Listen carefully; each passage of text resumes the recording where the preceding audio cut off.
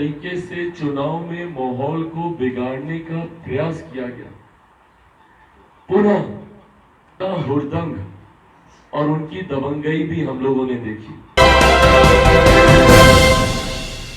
नमस्कार, देख रहे हैं आप सिटी पोस्ट लाइव और मैं हूं आपके साथ पूजा शर्मा। बिहार के जमुई में तेजस्वी यादव के चुनावी सभा में चिराग पासवान के परिजनों के लिए अपशब्द कहे गए, जिसके बाद से सियासी गर्मी काफी बढ़ी हुई है। इस कड़ी में लगातार चिराग पासवान अपनी नाराजगी जाहिर कर रहे हैं। तो वहीं आपको बता दें कि आज लोक जनशक्ति पार्टी रामविलास के राष्ट्रीय अध्यक्ष चिराग पासवान ने प्रेस वार्ता बुलाई थी और इस प्रेस वार्ता के माध्यम से एक बार फिर नाराजगी जताते हुए नजर आए और कहते हुए नजर आए कि आपके सामने मेरी मां बहन को गाली दिया जा रहा था, लेकिन आपने उसे अनसुना कर दिया और आप कहते हैं कि आप सुने ही नहीं है, जबकि आपके सामने वो आदमी गाली दे रहा था। इसी के साथ साथ आपको बता दें कि चिराग पासवान ने तेजस्वी यादव को पत्र भी लिखा है और पत्र के माध्यम से कार्रवाई की मांग की है। इसको लेकर भी आज प्रेस वार्ता में जिक्र करते हुए नजर आए और एक बार फिर कार्रवाई करने की मांग करते हुए नजर आए। तेजस्वी यादव पर निशाना साधते हुए नजर आए और जंगल राज का जिक्र करते हुए नजर आए। तेजस्वी यादव ने कहा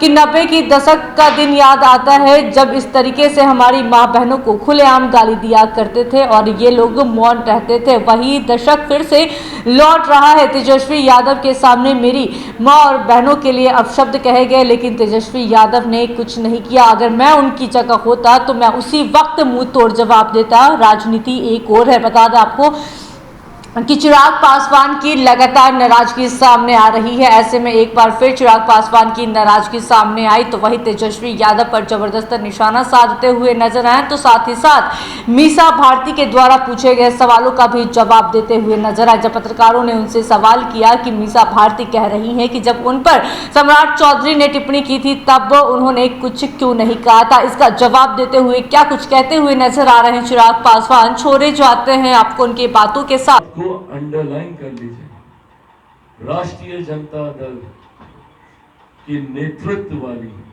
इनके गठबंधन वाली कोई भी सरकार बिहार या किसी भी लोकसभा में इनके नेता अगर जीत कर जाते हैं तो उस लोकसभा में वहां की मां बहन बेटी, गरीब वंचित दलित शोषित परिवार के लोगों का रहना असंभव हो जाएगा। एक और उदाहरण आप लोग के समक्ष में रखता हूं। जमुई की ये घटना है, महाराजगंज की ये घटना है, कल की ये घटना है। मैंने अपने सोशल मीडिया प्लेटफॉर्म पर इन वीडियोस को भी मैं साझा कर रहा हूं। संभवतः आप लोगों के सामने भी ये जानकारी आई होगी। महाराजगंज जमुई में, जमुई विधानसभा के अंतर्गत, वहां पर बूथ नंबर 73 और 74 में श्री अमित कुमार भगत को राजद के नेता के द्वारा अमित कुमार भगत के परिवार की पिटाई की गई। क्यों? क्योंकि उन लोगों ने एनडीए के पक्ष में मतदान किया। वीडियो अगेन सेल्फ एक्सप्लेनेटरी है, उसमें वो बुजुर्ग आपको बताएंगे, वो महिला आपको बताएंगे कि किस तरीके से उनके साथ मार पिटाई राजद के नेताओं के द्वारा की गई, किस तरीके से उनके परिवार को जान से मारने की धमकी दी गई। इस बात पर कानूनी कार्रवाई भी की जा रही है।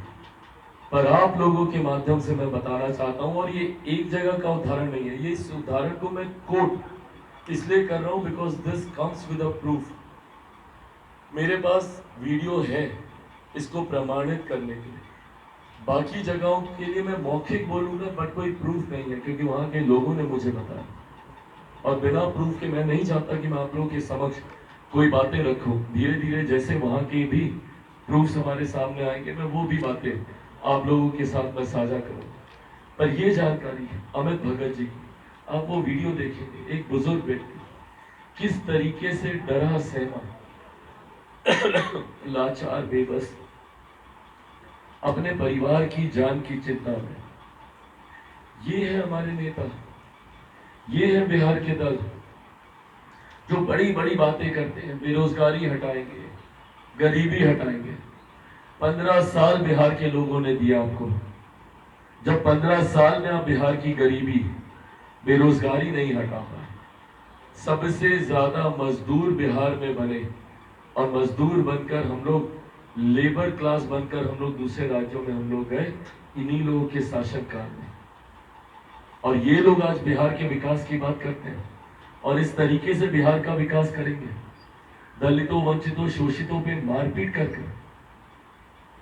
ये बात हकीकत है कि राष्ट्रीय जनता दल की सोच पूर्णतः अनुसूचित जाति जनजाति विरोधी है। दलितों को लेकर, महादलितों को लेकर, ट्राइबल क्लास को लेकर इन लोगों की सोच पूर्ण विरोधी है। भले वो चिराग पासवान की मां को गाली देने की बात हो, भले वो इस तरीके की घटना जहां पे एक दलित परिवार के साथ मारपीट करने की बात हो, या भले इनके नेता जो दबंगई के साथ अपनी जाति को फ्लॉन्ट करते हुए कैमरे के सामने बोलते हैं कि हम चमार थोड़ी ना हैं। ये मानसिकता दर्शाती है इन लोगों की कि किस तरीके से ये लोग दलितों के प्रति एक हीन भावना रखते हैं, वंचितों के प्रति, शोषितों के प्रति। और यही कारण है आज की तारीख में हर वो व्यक्ति जो एक सभ्य समाज का निर्माण करना चाहता है, आज वो इनके साथ नहीं है, एंड इंक्लूडिंग इनका MY समीकरण। आज जितने पढ़े लिखे यादव भी हैं जो बिहार को दबंगइयों से छुटकारा देना चाहते हैं, जंगल राज से छुटकारा देना चाहते हैं, वो भी आज NDA का समर्थन कर रहे हैं। और आप लोग प्लीज अपने फीडबैक मंगवाइएगा। जो लोग सोचते थे कि मुसलमान हमारी जागीर है, यहाँ पे और तो और उनके प्रदेश के स्तर के भी नेता, जो मेरी जानकारी है, संभवतः गलत हो सकती है, पर जो मेरी जानकारी है उनके तो प्रदेश स्तर के भी नेता गठबंधन के सहयोगियों के लिए प्रचार में नहीं गए। तो ऐसे में उनका कैडर क्यों एक्साइटेड होगा? वाम दलों का वोटर क्यों एक्साइटेड होगा? और जिस तरीके से जिस दल के नेता प्रचार में व्यस्त है, जिन्होंने मेहनत की, उनका हुड़दंग और उनकी दबंगई भी हम लोगों ने देखी। जिस तरीके से चुनाव में माहौल को बिगाड़ने का प्रयास किया गया, पुनः 90 का वो दशक हम लोग को देखने को मिला, जहां पे मां बहनों को गाली दी जाती है, जहां पे लोगों को सरेआम बेइज्जत किया जाता है। एक के बाद एक कई ऐसे उदाहरण सामने आए। जिस विषय का मैं जिक्र कर रहा हूं आप लोगों से छुपा नहीं है, आप सब ने उन तस्वीरों को देखा, उस वीडियो को आपने देखा, जहां पर राष्ट्रीय जनता दल के आज की तारीख में सबसे बड़े नेता, बिहार के पूर्व उप मुख्यमंत्री, जिनको मैं मेरा छोटा भाई मानता था, वो मंच पर मौजूद थे। और उनके सामने जिस तरीके से मेरे परिवार के लोगों को गाली दी गई, और अफसोस इस बात का मुझे ज्यादा कि जिस तरीके से उसको कवर अप करने का प्रयास किया गया। भाई, हो सकता है कि तुरंत आपके बुद्धि विवेक, आपकी चेतना को ये समझ में नहीं आया होगा कि हमको कैसे रिएक्ट करना चाहिए। हो सकता है कभी कभी इंसान के नेचुरल रिफ्लेक्सेस तुरंत काम नहीं करते हैं, स्पॉन्टेनियसली क्या रिएक्ट करना है, नहीं करना है, नहीं वो रिएक्शन आता है। पर सोचा समझा रिएक्शन भी ऐसा कि ऐसी बातों को तूल नहीं देना चाहिए। मुझे बताइए ना, कोई एक ऐसा स्वाभिमानी इंसान जो अपनी मां बहन को गाली सुने और वो खामोश रह जाए और उसको ये कहा जाए कि ये छोटी बात है, इसको तूल मत दो, कौन आदमी बर्दाश्त करेगा?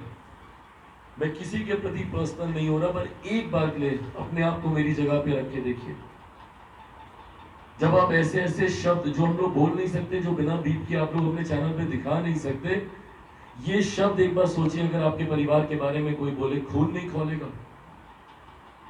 उसके बावजूद मैं इतना मर्यादित होकर, इतना संयमित होकर अपनी बातों को रखने का प्रयास कर रहा हूं। पर हर किसी की एक सीमा होती है सहन शक्ति की। मैं जिस परिवार से आता हूं मुझ में बहुत संयम है, बहुत धैर्य है। पर संयम और धैर्य की ऐसी भी परीक्षा ना ली जाए कि आपकी माँ बहन को आपके सामने बेइज्जत किया जाए और आपसे उम्मीद रखी जाए कि इन बातों को तूल ना दिया जाए। प्रतिक्रिया में कहा जाता है कि हमने सुना नहीं, लीपा पोती। सिंपल सा जवाब था इसका कि अगर ऐसा हुआ है कड़ी कार्रवाई होगी। बर्दाश्त के काबिल नहीं है ये घटना। पर जिस तरीके से उसको कवर अप करने का प्रयास किया जा रहा था, साफ स्पष्ट हो रहा था कि आप कहीं ना कहीं दाढ़ी में कुछ, दाल में कुछ काला है, दाढ़ी में कोई ना कोई तिनका है जिसको आप छुपाने का प्रयास कर रहे हैं। आपको जस्टिफिकेशन देने की जरूरत क्यों पड़ रही है? और मैं बार बार मैं कहता हूं कि अगर मैं उस मंच पर होता और मेरे सामने ऐसी घटना घटती, राबड़ी देवी जी आज भी मेरी माँ है, मेरी बहनें हैं उस परिवार में। ये रिश्ता जिसको लेकर आप लोगों ने कई बार मुझ पर आरोप लगाए, इसी जगह पर बार बार आप लोगों ने मुझ पर कहा कि आप क्यों नालू परिवार के प्रति सॉफ्ट रहते हैं। क्योंकि मैं जिस परिवार से आता हूं रिश्ते निभाने हम लोग को सिखाए जाते हैं। मैं जिस परिवार से आता हूं वहां पे रिश्तों की मर्यादाओं को बनाए रखना हम लोग को सिखाया जाता है और मैंने हमेशा वही प्रयास किया। राजनीतिक मंच पे कड़े से कड़ा विरोध किया, पर कभी किसी के भी विषय में मैं व्यक्तिगत नहीं किया। पर यहाँ पर ना सिर्फ मेरे बल्कि मेरे परिवार को लेकर व्यक्तिगत हुआ गया। और उसके बाद जिस तरीके से मेरी बहनों के द्वारा भी इसकी लीपापोती करने का प्रयास किया गया, मीसा दी बाकी नेताओं के बयानों को दिखाकर मेरी मां को दी गई गाली को जस्टिफाई करती है। मेरी बाकी की बहनें बाकी दलों के नेताओं के द्वारा कही गई बातों को लेकर, and let me be very clear when I से दिस, टिप्पणी और गाली में बहुत फर्क है। हो सकता है कि कोई टिप्पणी आपने ऐसे कर दी हो जो आपको लगे कि शायद मर्यादित नहीं है। हर किसी का एक देखने का तरीका हो सकता है। मैं जैसे मेरे प्रधानमंत्री को लोग बोलते हैं जेल भेज देंगे, वो लोग बोलते हैं इसमें हम लोगों ने अमर्यादित क्या बोला। मैं मानता हूं कि अमर्यादित है। मेरे प्रधानमंत्री जिस तथ्य, जिस रुतबे, जिस तजुर्बे से वो आते हैं और देश के सर्वोच्च पद पर है, हमारे राष्ट्र के नेता है वो। आप हमारे राष्ट्र के नेता के बारे में इस तरीके की भाषा का इस्तेमाल नहीं कर सकते। और उनको